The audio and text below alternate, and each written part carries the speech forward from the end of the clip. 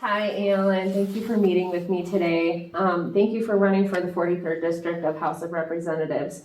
What has inspired you to put your name out there to be on the ballot? Well, I tell everybody, what really inspired me was I got tired of yelling at my phone. So I decided to do something about it instead of just being angry all the time. So I put my name in the hat, and here we are. I feel much better about it because I'm actually able to do something about it. And I'm working with the people, and I'm learning something every day. It's amazing. As I've traveled around the district, I go to all the different township meetings, and every township has different needs, and they all have different responses. The boards are just fantastic to deal with. Some of them are, how do I want to put this? They're more moderate because I think they're all Republican here, but that's fine. But they all respond differently to me. Every single township has their own unique quirks about it. I hear when I'm going to Door, I hear about the data centers there, and the people are scared to death about the data centers, and so I'm listening to them, and then I'm also hearing from the people about the property taxes and how property taxes are hurting them so badly. And before I started running, I had no idea because my property, I purchased it before 1994, so I was grandfathered in to these old tax rates. And then suddenly I'm hearing people giving me these outrageous numbers for property taxes. And so that was a wake-up call. Then I go to Yankee Springs, and I don't hear anything about solar farms or data centers, but I'm hearing issues about the lake and the health issues of the lake, in which are typically fine, but it was following the 4th of July weekend, and they had all the algae problems. And the Berry County Health Department was there addressing that issue, and so I got to hear it directly from them what was happening. It's just been really eye-opening. And so hearing from the people, this really inspires me. And as you've noticed online, I'm everywhere all the time. And we appreciate that because our current House of Representatives, we don't see her. We don't know where her campaign trail is. And then when she puts on a town hall meeting, it's during the day on a Monday morning, maybe for 10 a.m. to 11 a.m. And it's like, who do you know that has that kind of free time on a Monday morning? You know, most of us have to work. And if you've looked at the stats of your district, most of us are working families. So yeah. I appreciate how much time that you've been putting out there and then attending all these meetings. So, and you're an educator, correct? Correct, yeah. What got you into that? I'd been in manufacturing forever, and so it's tough on your body. And I just suddenly realized China was eating my lunch in my own business, and I needed to know why. So I returned to school, and then I just decided, I was watching my professors, and I'm going, well, I can do that. And so, and then I just went on. They said, oh, well, you need a doctorate. I said, oh, okay, sure, why not? And I just went to school and forgot to come home. Okay. What are all of your degrees in? I've got a bachelor's degree in management and organizational development and a master's degree in organizational management. They're both from Spring Arbor University. And then my doctorate is in organization management and leadership. I would say you're probably pretty well prepared to start writing laws and writing bills to introduce. Yeah, it was amazing, the educational experience. Now, they teach you all that interesting stuff, how to get in depth into your research and really find out who's an expert.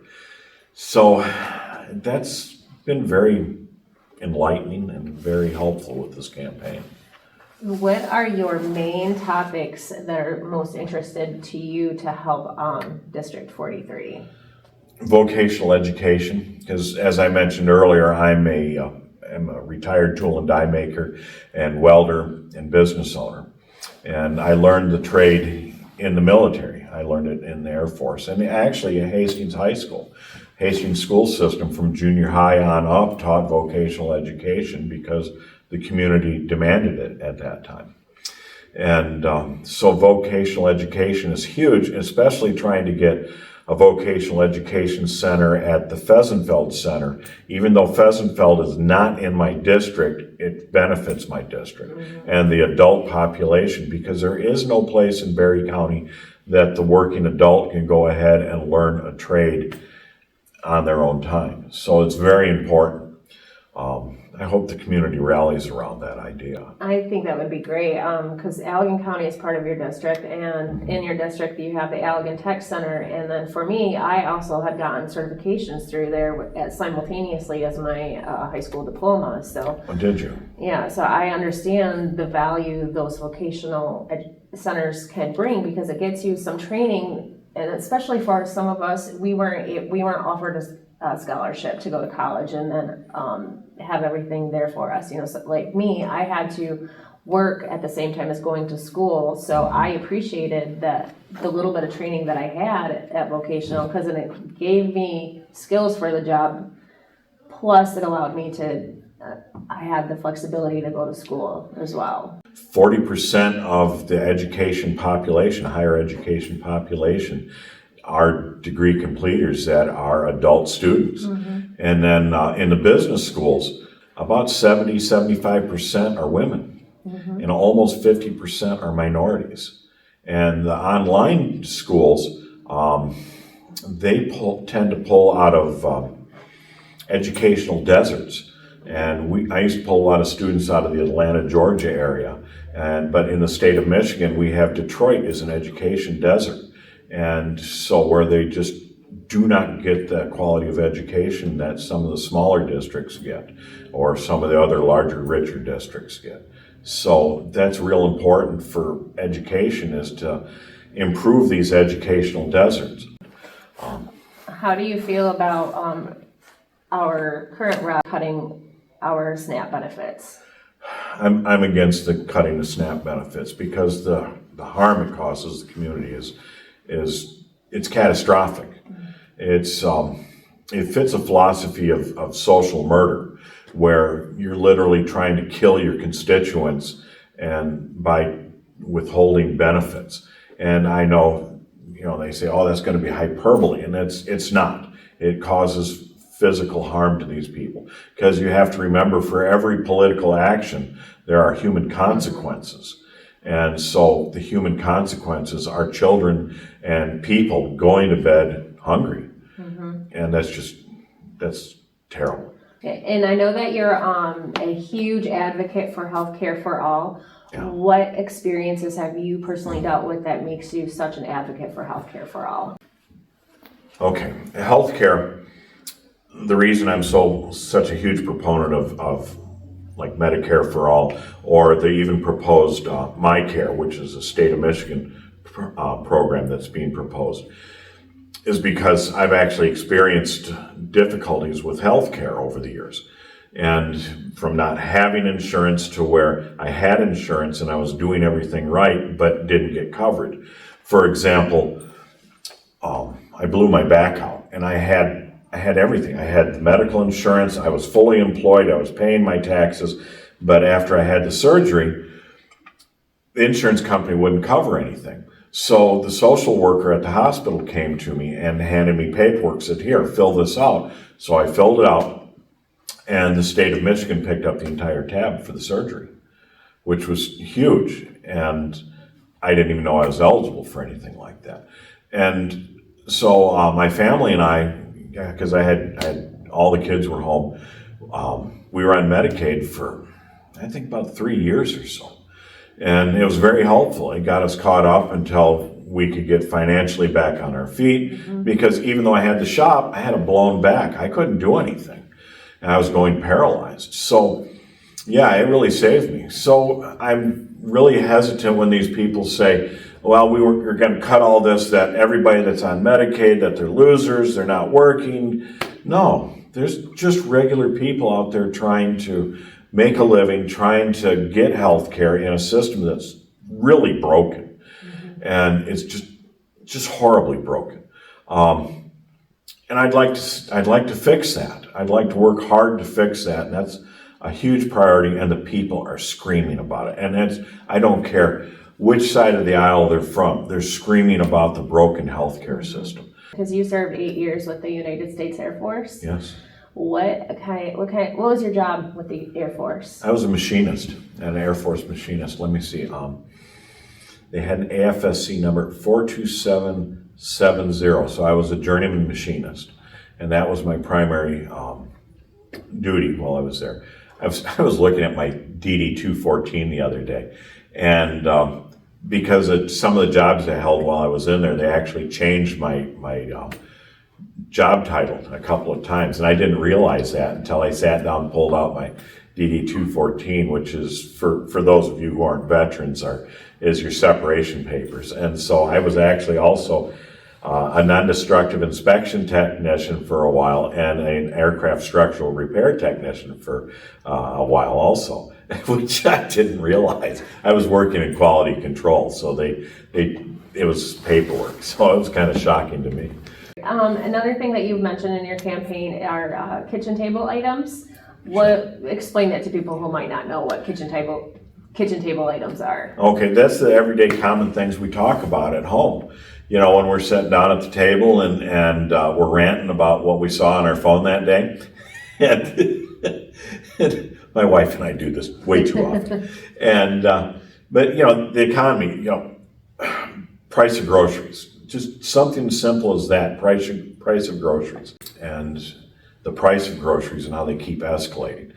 And the wife and I, when we go to the grocery store, I've noticed that years ago, you would see people pushing a cart full of items and it'd be full of groceries and sundries, whatever else. And now I'm seeing that there's very few items in the cart, just enough in their cart to get by, and that's it. And that's a huge change I've seen over the last 2, 3, 4 years. So that's a huge concern. When I was in the military, this old sergeant, he said, it's checkbook economics. He says, whatever you see in your checkbook, that reflects what everybody else's checkbook looks like. And so many of us are living paycheck to paycheck, and we're worried about the low wages, and that's just terrible. You know, it's hard to live on the wages that are being paid.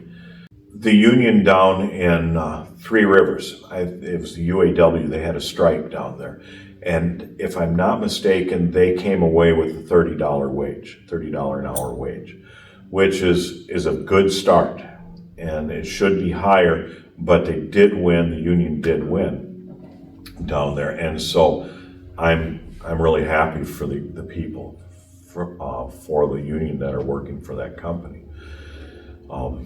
The UAW has been very good to the Democratic Party, and they have been very good to the progressive movement. And so I'm not endorsed by the UAW, but they do provide value to the people, and they are standing behind the Democratic Party and the progressive movement. Thank you. Ooh, it's beautiful out here.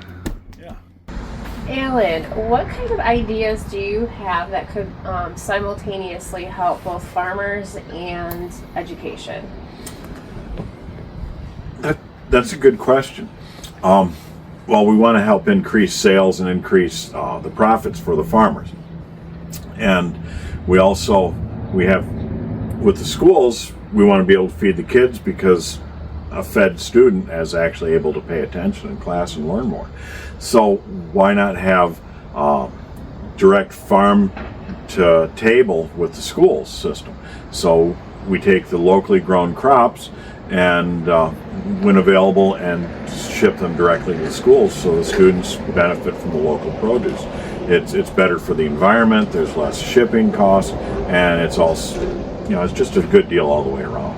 That sounds like an excellent idea because most of this district is rural communities with so many farms, and there's so many farmers that want to be able to help more. And I've noticed that there's been a lot of farmers who've been setting up their own beef stands to go from food to table. So I think that would be an amazing experience to bring that kind of service to our entire district. I think it's a great idea. And you're a huge supporter of free education, including upper education, is that right? Yes, all levels of basically K through grade 21, and all the vocational certificates in schools, the federal apprenticeship programs. Yeah, that should all be free to students because it benefits society. We pay for it as a society to educate these individuals, and we benefit from their education.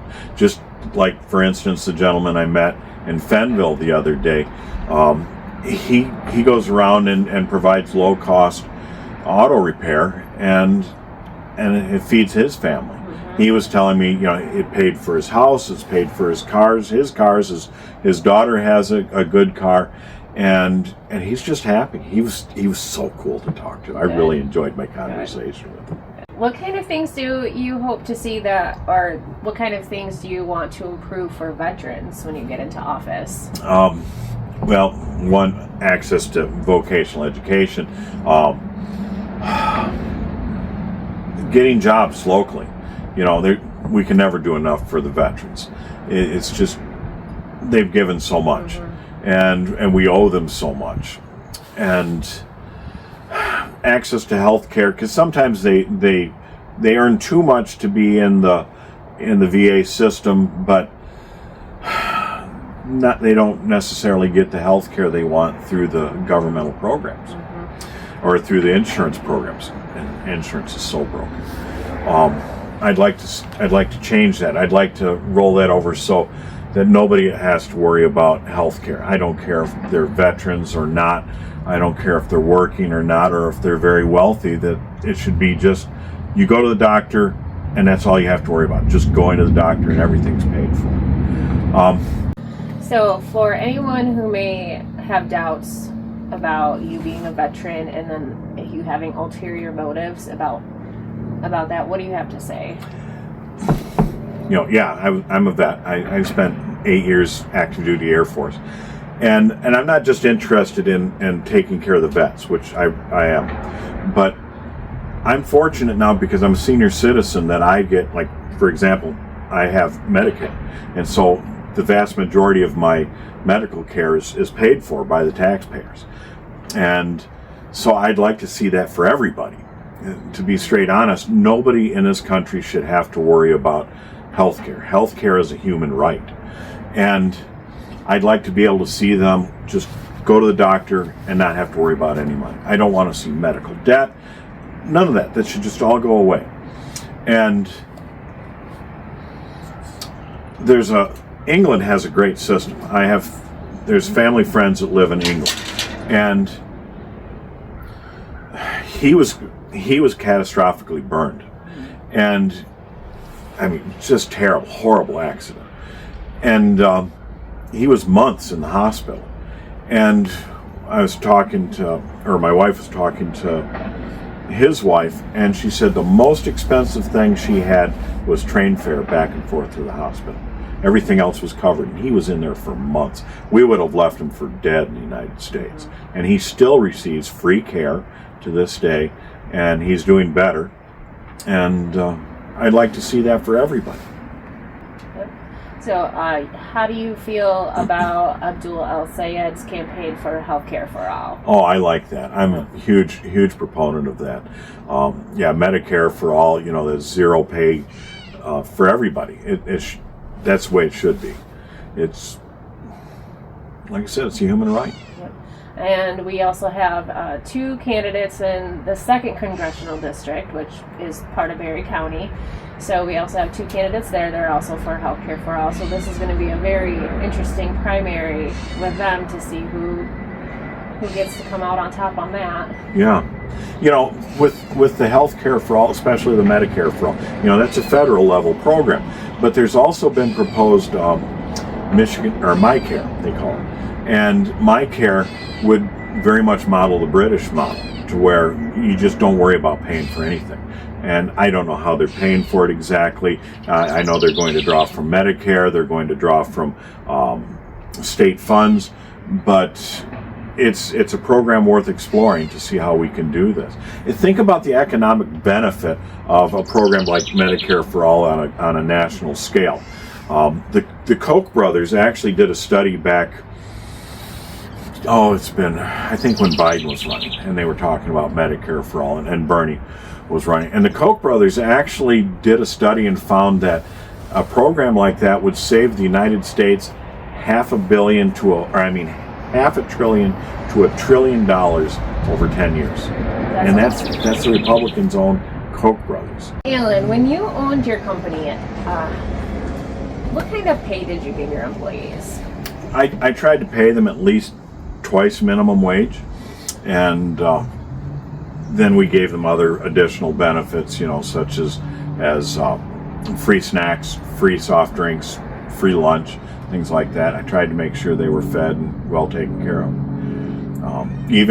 I even bought steel-toed boots for the people that worked there, because a lot of my employees were substance abusers. I hired substance abusers because they would work for the small company, and I would see that their shoe leather would be worn out on their shoes, and they were literally walking barefoot in the shop with wearing shoes. So I took them down and bought them each a nice set of steel-toed boots.